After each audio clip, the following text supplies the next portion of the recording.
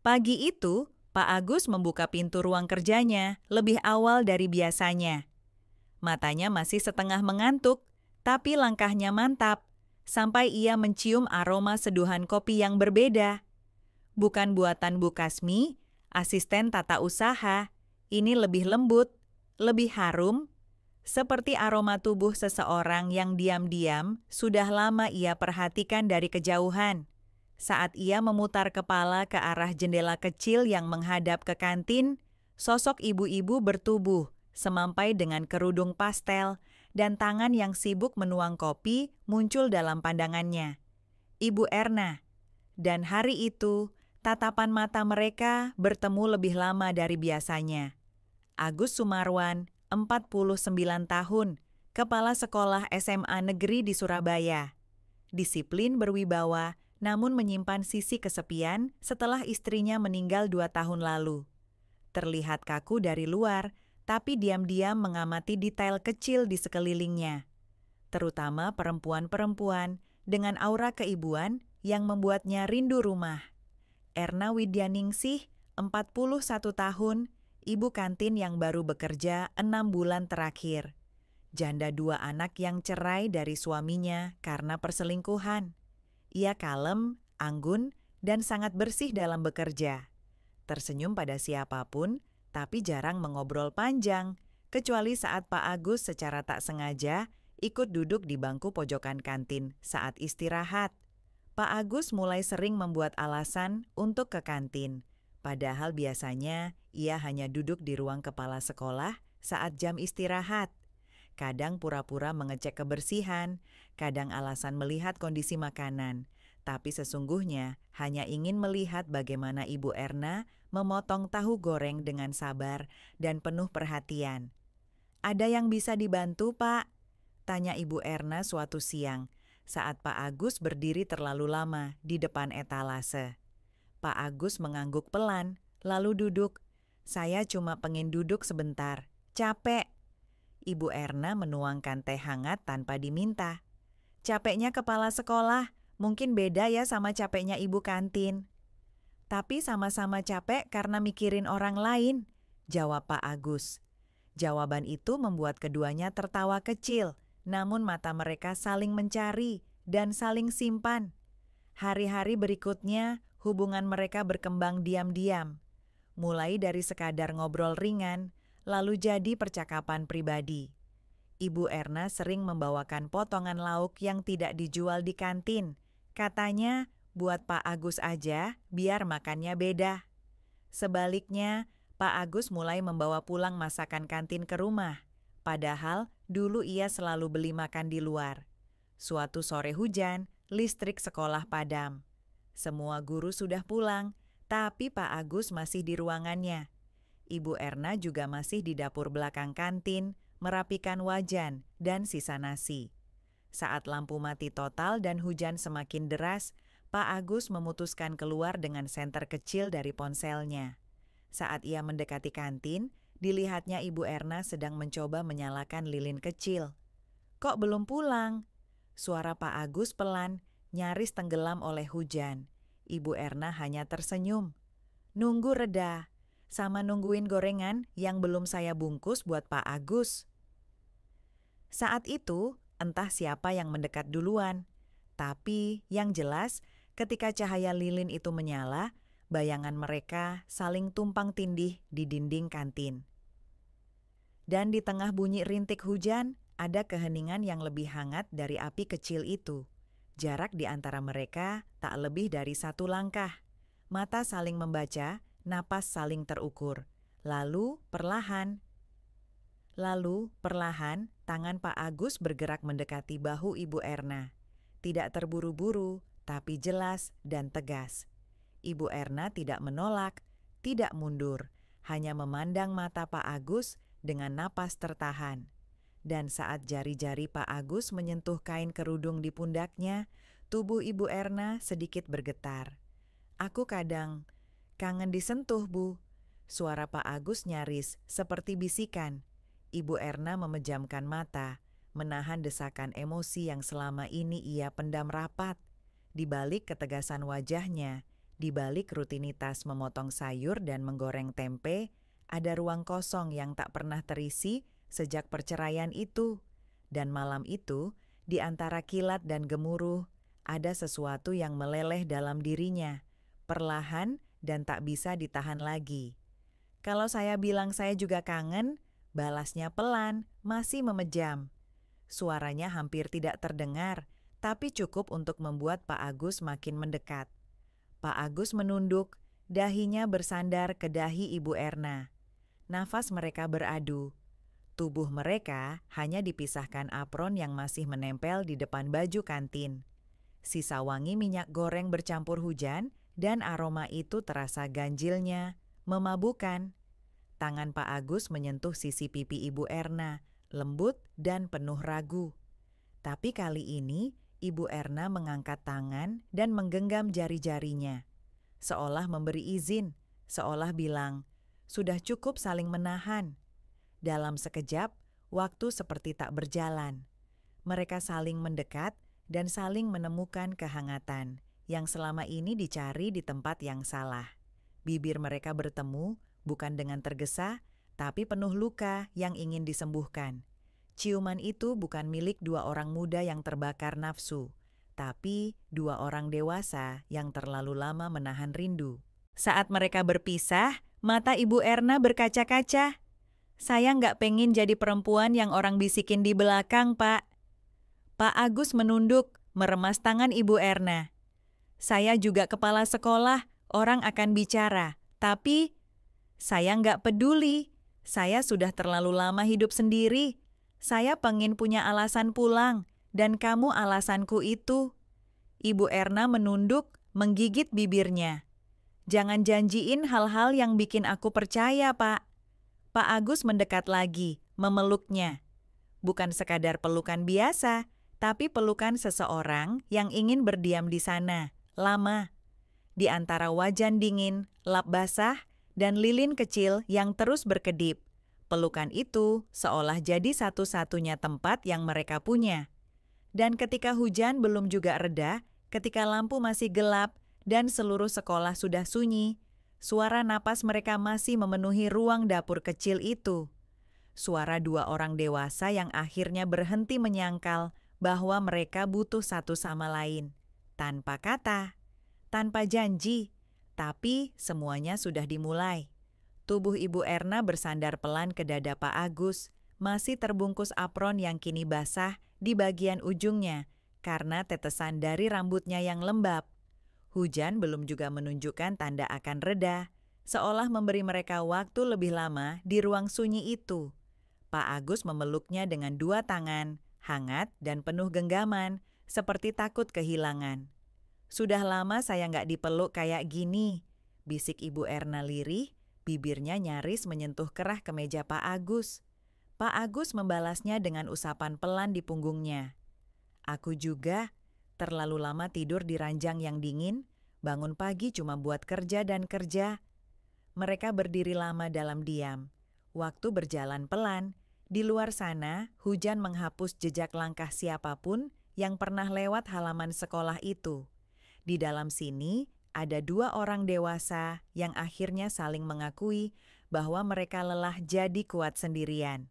Tangan Pak Agus perlahan menyentuh sisi wajah Ibu Erna lagi, mengangkat dagunya dengan lembut. Boleh aku jujur? Ibu Erna menatapnya, mata coklat yang masih menyisakan ketakutan, tapi juga keinginan. Ia hanya mengangguk. Setiap kali kamu jalan bawa nampan gorengan itu, aku selalu pengen jadi salah satu gorengan di situ, biar kamu perhatiin tiap hari. Ibu Erna tersenyum kecil, matanya menghangat.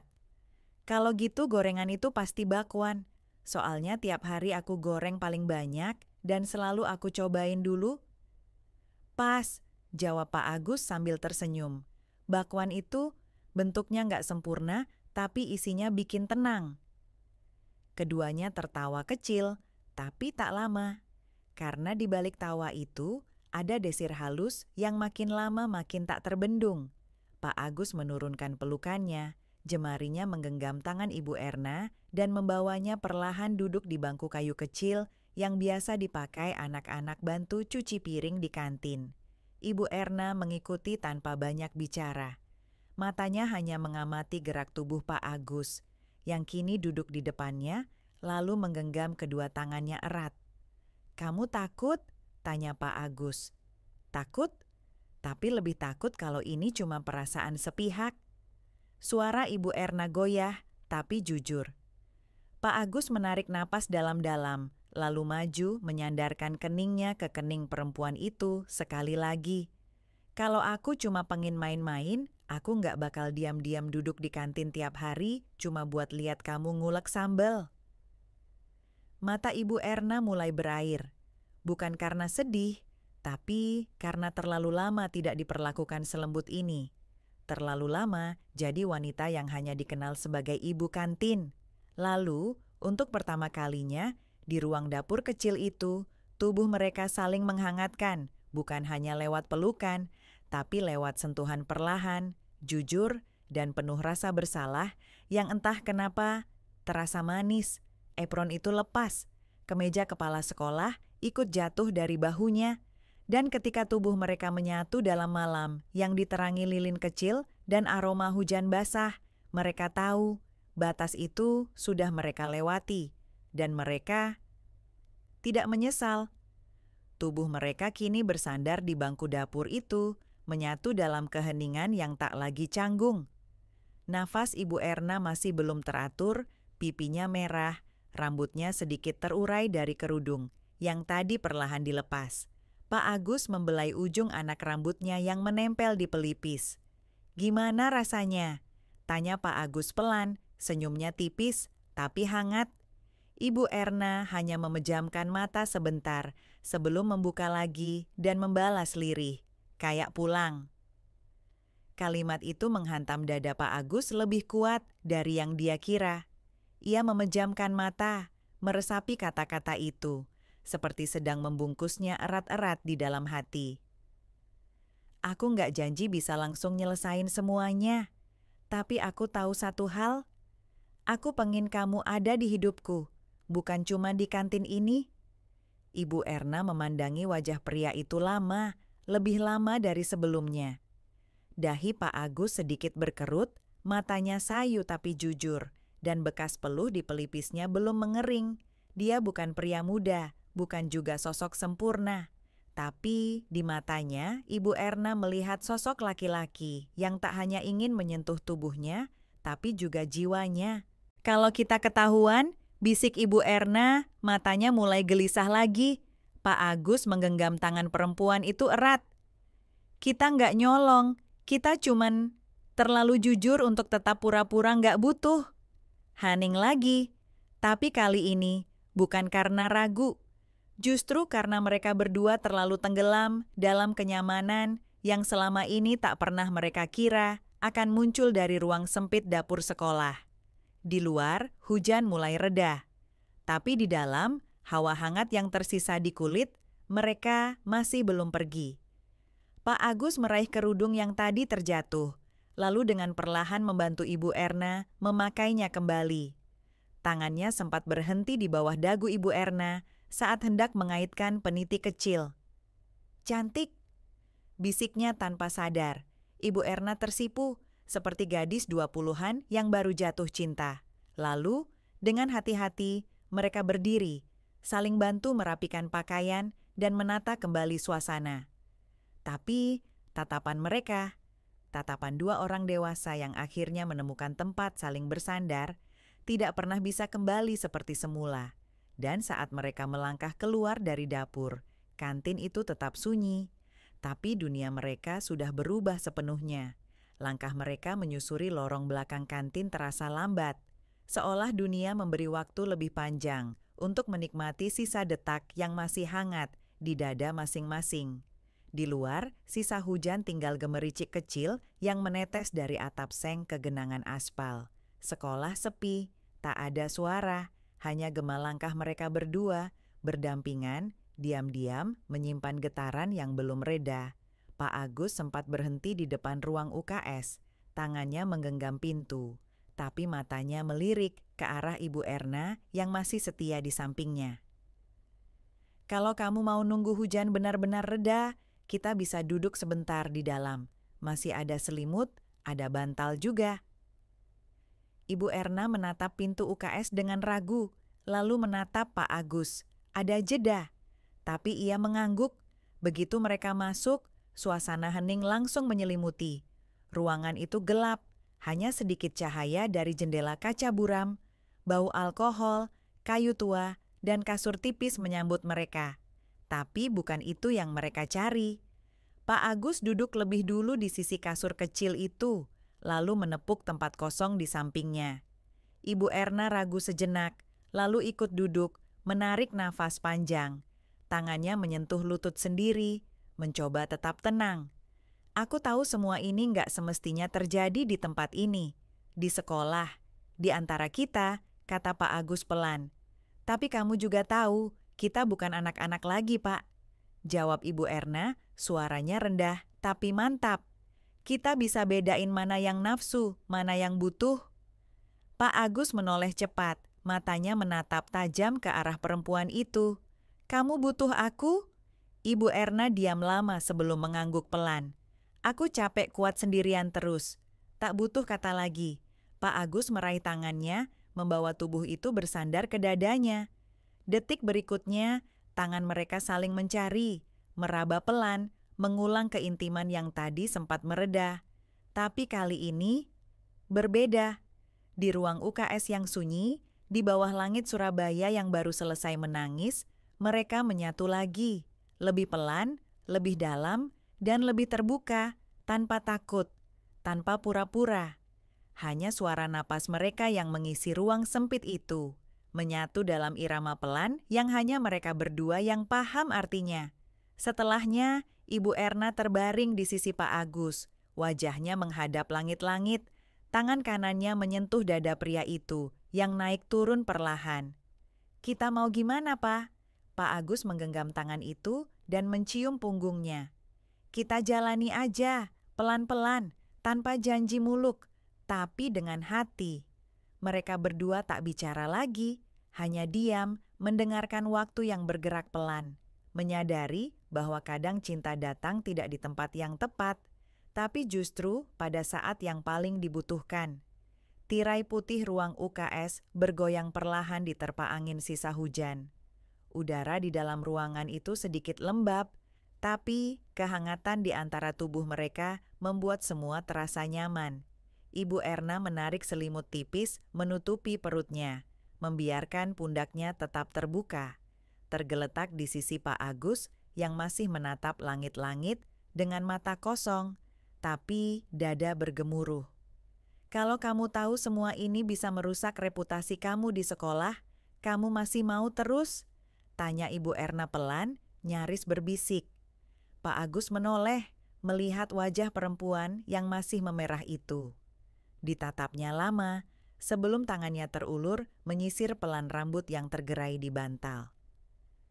Reputasi bisa dibangun ulang, tapi perasaan kayak gini nggak selalu datang 2 kali. Ibu Erna tertawa pendek, pahit. Kamu pintar ngomong ya, Pak? Bukan pintar ngomong, tapi akhirnya berani jujur. Mereka kembali diam. Hanya suara detak jam dinding yang terdengar dan sesekali angin meniup lembut tirai jendela. Di ruang itu, waktu seakan berhenti memberi mereka ruang untuk jujur sepenuhnya. Tak lagi sekadar kepala sekolah dan ibu kantin. Hanya laki-laki dan perempuan yang saling menemukan di antara sunyi dan luka lama. Tiba-tiba, Ibu Erna berbalik menyandarkan tubuhnya ke dada Pak Agus. Aku takut ketagihan. Pak Agus mengusap punggungnya pelan. Kalau ketagihan itu artinya butuh. Ya nggak apa-apa, aku juga takut hal yang sama. Ibu Erna menarik napas panjang, menahan sesuatu di dadanya. Dulu waktu suamiku ninggalin aku pikir itu akhir dari semuanya. Tapi sekarang rasanya kayak hidup bisa mulai lagi. Pak Agus mengecup pelipisnya, lembut. Dan kamu nggak sendiri lagi. Dalam balutan selimut tipis dan sisa napas yang belum stabil, mereka saling memeluk seperti 2 jiwa yang lama tersesat. Lalu tanpa sengaja, atau mungkin memang takdir, bertemu di tengah jalan. Tak ada yang tahu sampai kapan hubungan itu bisa bertahan, tapi malam itu mereka tak ingin memikirkan yang belum terjadi. Karena satu hal sudah jelas, mereka tak lagi sendiri. Pagi datang perlahan, merayap dari sela-sela kisi jendela ruang UKS. Sinar matahari masih redup, malu-malu setelah semalaman hujan membasahi Surabaya. Ibu Erna membuka mata pelan, napasnya tenang, menyadari kehangatan yang menyelimuti tubuhnya bukan berasal dari selimut tipis, tapi dari dada bidang Pak Agus yang masih memeluknya erat, seolah enggan membiarkannya pergi. Ia menggerakkan jari pelan di atas dada pria itu, menggambar pola-pola tak beraturan di balik sisa napas yang masih berat. Pak Agus membuka mata, menoleh, lalu mencium keningnya tanpa berkata apa-apa. Mereka tak butuh kata untuk memahami perasaan masing-masing saat itu. "Jam berapa?" tanya Ibu Erna dengan suara parau. "Masih terlalu pagi untuk siapapun datang," jawab Pak Agus serak, lalu tersenyum. "Tapi sudah cukup siang untuk kita saling sadar." Ibu Erna menatapnya dalam, lalu menyandarkan kepalanya lagi di dada pria itu. "Aku nggak nyangka bisa kayak gini." Pak Agus tertawa kecil, satu tangannya masih membelai lengan perempuan itu. "Aku juga nggak pernah mikir bakal rebahan bareng ibu kantin sekolah di ruang UKS, tapi ternyata ini tempat paling damai yang pernah aku rasain." Mereka tertawa pelan, tawa yang terbungkus ketegangan dan kelegaan. Tapi setelahnya, hening kembali turun, kali ini terasa lebih dalam. Karena setelah gelap dan hangat, pagi membawa kenyataan bahwa di luar ruangan ini, dunia tetap punya mata dan mulut. "Kamu yakin kuat jalanin ini, Pak?" tanya Ibu Erna pelan. "Soalnya aku bukan perempuan yang bisa kamu banggakan di depan orang." Pak Agus menatapnya lama. "Kamu perempuan yang bisa aku banggakan di depan Tuhan, karena kamu ngajarin aku jujur sama diri sendiri." Ibu Erna tercekat. Tak ada yang pernah bilang hal seindah itu padanya. Ia menarik napas panjang, mencoba menahan emosi yang mendesak di ujung matanya. Pak Agus bangkit perlahan dari kasur, meraih bajunya, dan membantu Ibu Erna duduk, lalu memakaikan kembali kerudungnya, sama seperti malam tadi. Gerakannya lembut, penuh hormat, tak ada jejak dari nafsu semalam. Yang tersisa kini hanya ketulusan yang mereka sembunyikan bertahun-tahun. Saat mereka keluar dari ruang UKS, sekolah masih sepi. Tapi langkah mereka berbeda. Tidak lagi penuh ragu seperti malam tadi. Kini ada sesuatu di antara mereka yang diam-diam telah berubah menjadi ikatan. Meski tak ada kata, tak ada status, tak ada janji, mereka tahu mereka akan kembali ke ruangan itu lagi. Entah kapan, tapi pasti. Langkah mereka berdua menuju kantin terasa pelan, seakan setiap langkah mengukir memori baru di lorong sekolah yang masih lengang. Sinar matahari pagi mulai menyapu halaman, mengeringkan sisa hujan semalam, namun hawa lembab masih terasa menempel di kulit. Ibu Erna membuka gembok pintu kantin sambil menoleh ke Pak Agus. Biasanya jam segini udah ada anak-anak bantu nyiapin sarapan, tapi sekarang masih sepi. "Kayaknya mereka masih trauma sama hujan semalam," jawab Pak Agus, senyumnya tipis. Matanya masih tak lepas dari wajah perempuan yang baru semalam ia peluk seperti rumah. Begitu pintu terbuka, aroma sisa bumbu dan minyak dari malam kemarin masih tertinggal di udara.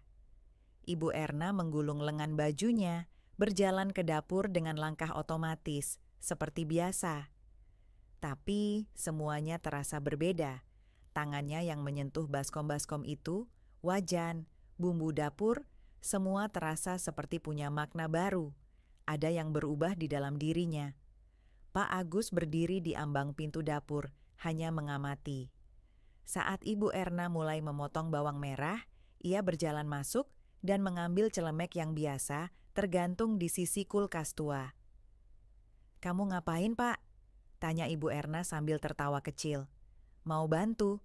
Sekarang aku tanggung jawab juga kan? Sama dapur ini." "Sama kamu." Ibu Erna hanya menggeleng sambil tersenyum, tapi tak berkata apa-apa. Ia tahu kalimat itu bukan sekadar basa-basi.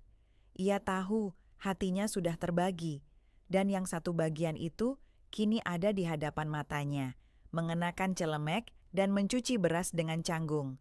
"Pak, kamu nyuci beras kok kayak nyuci kaos kaki?" godanya. Pak Agus tertawa. "Yowes, ajari aku, Bu. Aku muridmu sekarang." Di tengah uap nasi yang mulai panas, suara irisan bawang, dan percikan minyak goreng yang mulai mendesis. Ada sepasang insan dewasa yang sedang jatuh cinta diam-diam, tanpa embel-embel, tanpa definisi.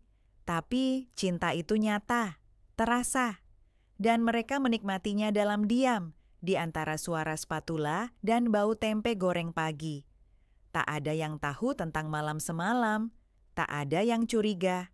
Tapi, jika seseorang melihat cara Pak Agus menyodorkan piring ke Ibu Erna dengan senyum yang terlalu hangat untuk ukuran seorang kepala sekolah, mungkin mereka akan tahu bahwa cinta bisa tumbuh dari tempat yang tak biasa, dari kantin sederhana, dari ruang UKS yang sepi, dari dua hati yang sama-sama pernah kehilangan, dan kini akhirnya saling menemukan.